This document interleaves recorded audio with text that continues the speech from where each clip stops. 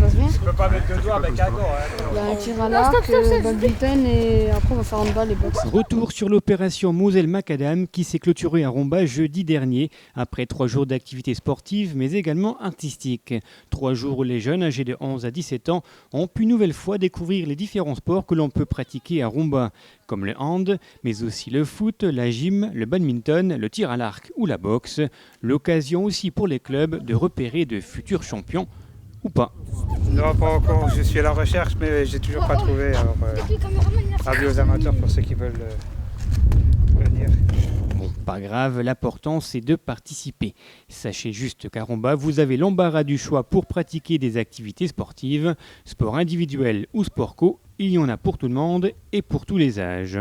Mais revenons à Moselle Macadam, ces 3 jours de mini-olympiades se sont donc clôturés jeudi après-midi par un petit goûter bien sympa. Il n'y avait pas grand monde, mais c'était sympa tout de même. Retour maintenant sur l'événement artistique de la semaine dernière, un atelier de bande dessinée manga animé par le graphiste et illustrateur Christian Lesourd. Je suis un passionné de bande dessinée, donc je profite de ces ateliers pour un petit peu apprendre aux élèves à découvrir le manga ou à améliorer leur technique de dessin. Et cet atelier a donc réuni une dizaine de jeunes, tous attirés par cet univers qui est dans l'air du temps, le manga. Aujourd'hui, le manga, pour les jeunes, la bande dessinée, c'est synonyme de manga, hein, de toute façon, même s'il n'y a pas que ça.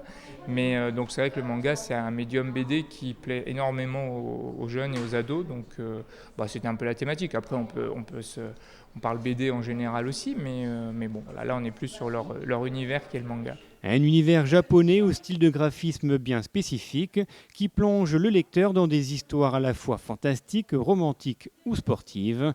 Acquisition des bases, amélioration de la technique, savoir dessiner un personnage en mouvement avec les bonnes proportions, voilà les objectifs de ce stage. C'est créatif, on crée tout ce qu'on veut, on apprend à dessiner, c'est bien. C'est pas trop dur.